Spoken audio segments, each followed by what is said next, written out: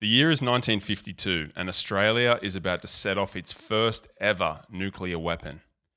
It happens here just off the coast of Western Australia at the Montebello Islands. It's a part of Operation Hurricane, and it happens right here. It's the first test, right? 25 kilotons, October 3rd. In the next couple years, they'll do two more here as a part of Operation Mosaic, G1 and G2, G2 being the biggest. This is all a part of a bigger program. It happens from 1952 to 1963. And all up, 21 nukes in total are detonated on Australian soil. And we're going to check them all out today. We're going to learn a little bit about the history, the fallout, and why we did it, pretty much. Welcome back to another episode of Aussie Google Earth Explorer. And today we're doing secret nuclear testing in Australia. Look, this is a super interesting video. I've done a lot of research on this. I hope you can all learn something about it. And if you enjoy it, chuck a comment. I want to make more of these. Pretty much set the scene, right? What's going on here? So it's the Cold War. The Cold War goes on from like the late 40s to 90, 91. So it's post-World War II. Everyone's freaking out about Soviet expansion. Soviets are taking over, blah, blah, communist threat. And because where we are in the world, right, we're down here and then we have all these Asian countries up here. Everyone's losing their minds about countries like Indonesia, countries like Malaysia. It's coming down the pipe, right? It's coming down the pipe. We are super, super closely tied with the UK and the US. We're in this thing called the ANZUS Treaty. And the ANZUS Treaty pretty much says that, you know, where one goes, we all go. We're part of it's a military alliance. I originally thought that when I was doing these show notes about nuclear testing in Australia, that it would be the US that would be doing all this, because I don't really associate any other country with nuclear testing apart from America, but it's actually the UK. So the US was never involved in any of this stuff. Like they helped do, I guess, planning and maths, I guess, but it's the UK that does this, right? It's all the UK. It's a super interesting story. So it's the Menzies government. So I think he was in government for like late 40s to late 60s or something like that.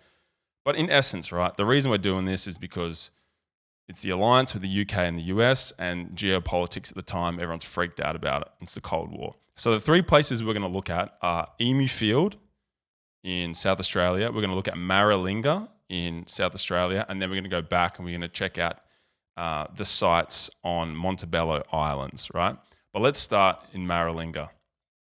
Now, I wanted to start in Maralinga because it looks, from Google Earth, it looks the most interesting. Like, let's just zoom in here and let's just have a little look. So this is the site that I've found and I've marked that. But if you come down here, there's this little town. And this originally, people lived here. Now, I couldn't find much information about if this was where like people who were involved in like creating all these tests, because mind you, most of the tests happened in this facility. Like most of the tests, 16 happened in Maralinga. So this is where like all of it went down. So I think in this area would have been like a little camp set up where people would do, I guess they would live here on occasion. You'd fly in here using the airport over here. And you'd stay here for, I guess, short periods of time while the testing was going on. But look how remote this place is, man. Look how remote this is. And like to get a context of size, if you're not from Australia, Australia is about as wide as the United States. So this is a huge country, dude. And there's pretty much where it's red and brown like this, it is completely barren. No one lives here. A few random places here and there, but on the whole, these are thousands and thousands and thousands of hectares of completely untouched desert land. Like there is nothing out here. So it makes sense that people would want to test, if you were going to test a nuclear device, you want to test it where there's no one. Now, there is a little bit of controversy around that because part of these nuclear site testings, there was fallout between local indigenous people who lived in the area, right? So we're blowing up nukes on their traditional land. So when I say no one lives here, there's always an example to the rule, right? Exception to the rule. But this is Maralinga, and you can actually stay here. So, as a part of the, I guess you'd call it the tourist program, you can camp in this little site here for like a day or two while you set up base and then go visit the nuclear test sites. So, they're all the way up here. And this is the one that I marked that I thought looked. Dude, this thing looks crazy. This looks crazy. This looks like, honestly, if you were to watch a movie about a nuclear test site, this is what it would look like in the movie. And the fact that this is still standing, I mean, I guess it's, have they upkept this site? Like, have they made sure all these roads and like, look at how all this is still intact. As a part of the tourist industry, do you reckon that they've kept this current? Because it seems unbelievable that this is still in such good nick. I mean, this was in the 50s that we were doing this. Like 70 years ago. 70 years ago this was happening. And there's all these little spots. Look at it, because remember, there was 16 nukes were detonated here. So there's all these little spots, right? Look at this. These are all these little impact zones where they were testing nukes out, different sizes. These are all nuclear test sites in the middle of Australia. Look at all these, man. Look at all these. Look at this. It's sick. I didn't even know this existed. I had no idea that any of this stuff existed. And I don't think many people know about this. I mean, if you're in the know, obviously, you'd probably be screaming at your screen right now saying, obviously, this is so obvious that this exists. But man, news to me. News to me. Let's talk a little bit about what nukes were tested here. Like, what are we actually talking about, right? Most of these weapons were nuclear fission weapons, okay? So nuclear fission, pretty much. Fission split the atom. Just think of it like that. I'm not a nuclear physicist. I'm just a normal dude, right? So you split the atom. So fission, in a really basic sense, is when a neutron slams into another atom and it forces it to split, okay? And then those atoms hit other atoms, and then those atoms split. Then those atoms hit other atoms, and so on and so on and so on, until you create this massive amount of energy, and that is what a nuclear bomb pretty much is. Now, the way that they start these reactions and blah, blah, blah, you need fuel, right? You need fuel. So uranium and plutonium. I'm pretty sure that uranium is the main fuel and plutonium often is like the starter fuel. So uranium is like the majority of what the nuclear weapon is made out of, but then plutonium is kind of just like the more intense. It's almost like the spark that you need to kick things off, right? You need to kick them off. And a lot of these nuclear bombs that we set off here were implosion bombs.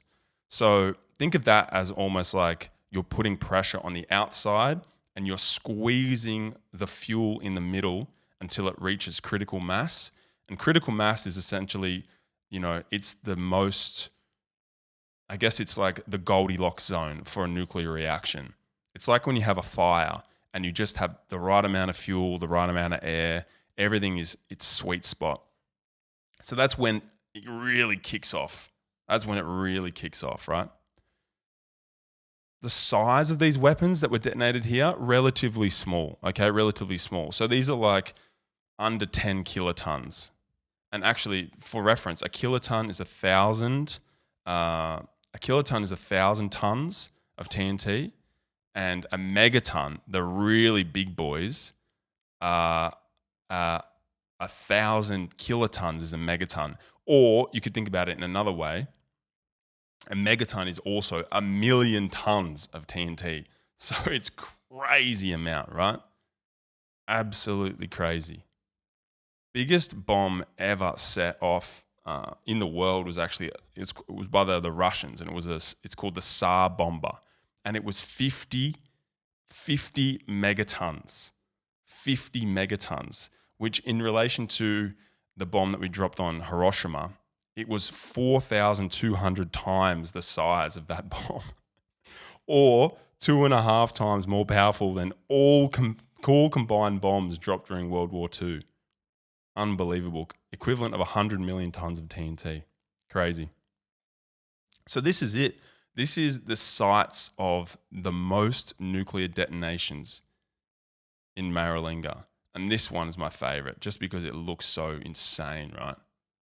Look at this thing. I'd love to go out here and visit this one day. This is so cool. The cleanup of these operations. What's this?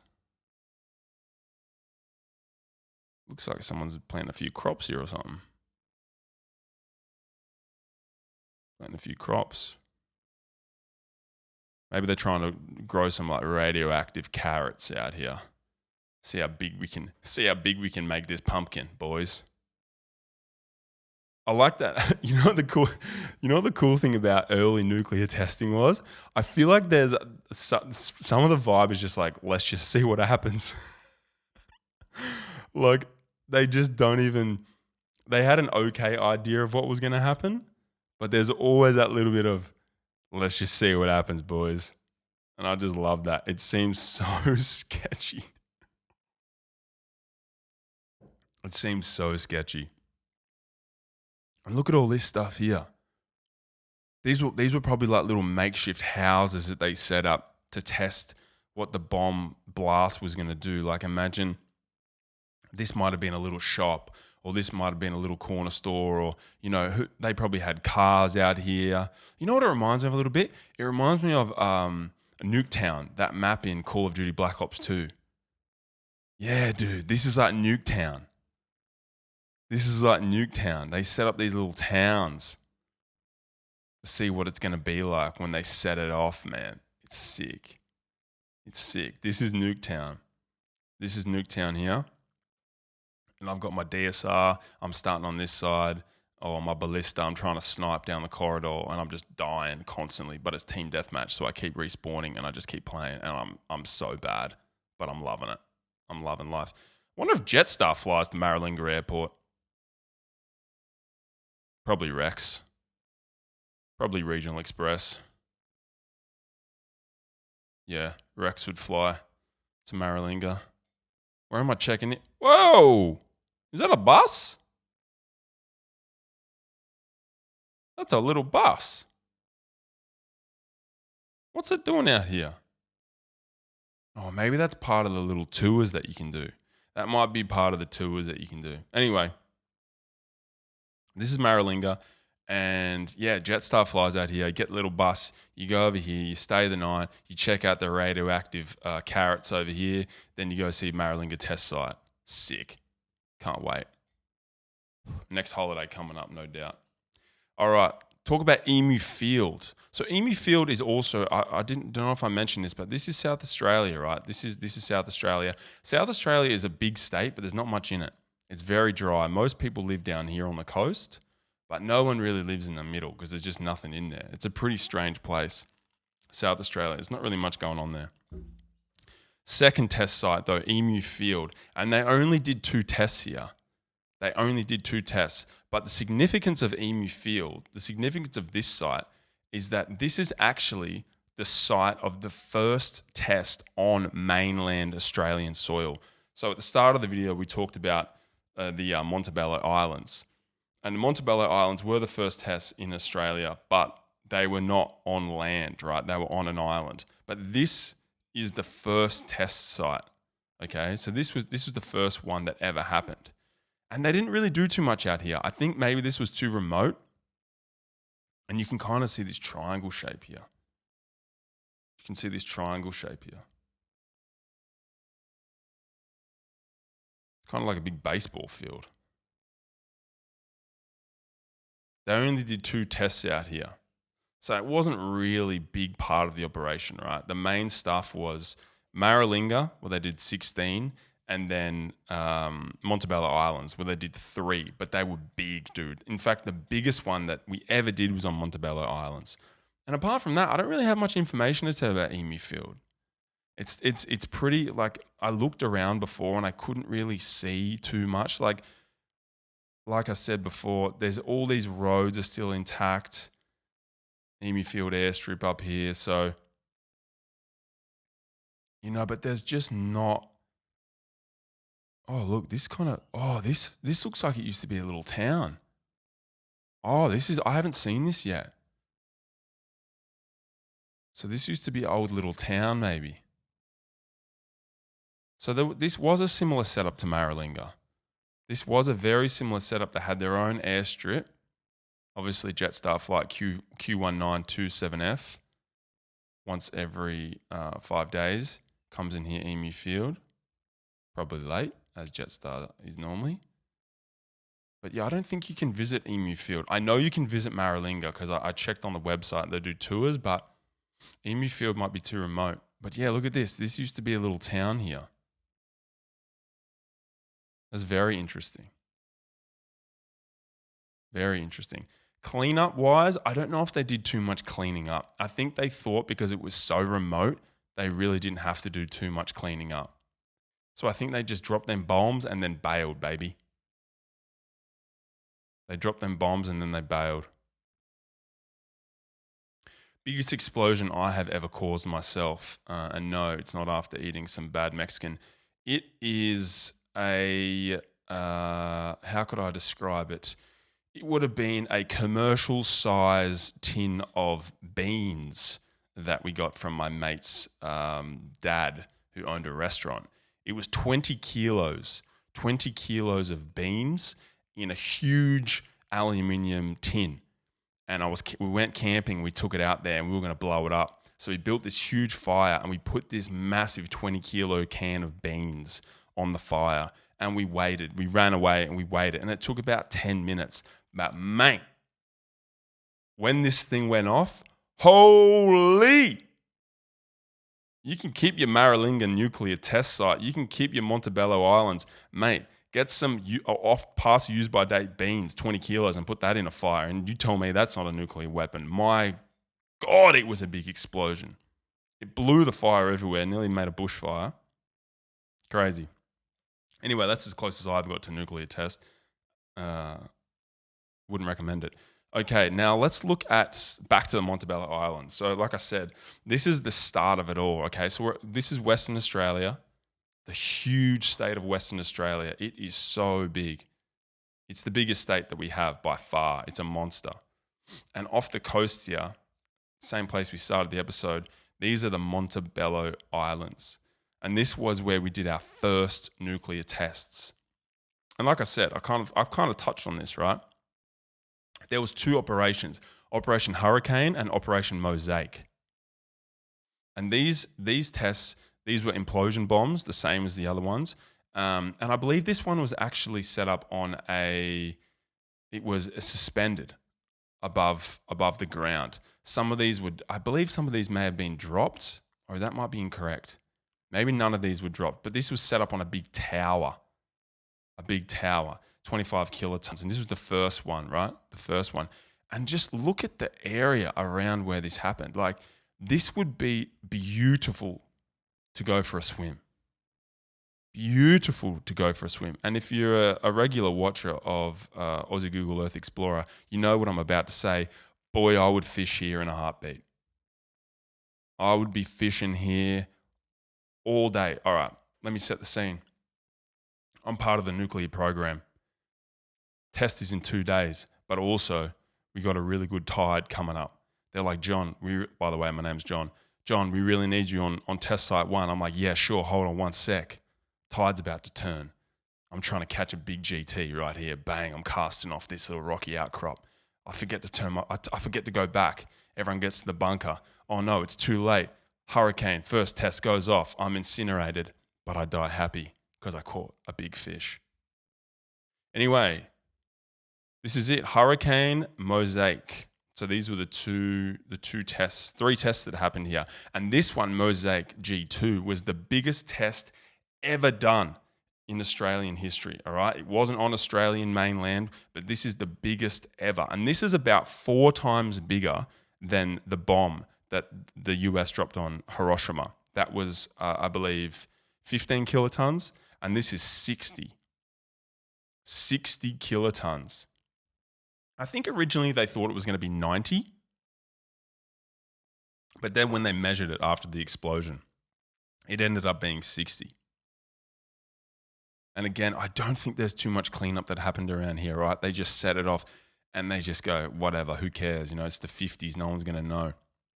And this was totally secret operation, right? You forget now, I guess now you take it for granted because everyone knows everything about everyone at all times. But in the 50s, it would be so easy to just do secret stuff and have no one know about it. So the Australian government with the UK government, they pretty much operated in secrecy this whole time. They documented it to certain levels. In fact, there's a movie on YouTube that you can watch where they filmed the Operation Hurricane first test. And you can actually watch it. It's pretty cool. It's super old school. It's all black and white. They're talking like, oh, yes, it was a very good test and it all went well. And yes, the Soviets should be very worried. It's a pretty funny video. But that's kind of it. Those are the 3 big nuclear test sites in Australia. The 3 big nuclear test sites. We went to Maralinga, went to Emu Field, and we went to the Montebello Islands. I hope everyone learned a little bit about how nukes work, why we were doing this thing, what was the point of it all. I enjoyed it. All right, guys, if you enjoyed that one, drop a comment, drop a like. But if not, I'll see you in the next one. See ya.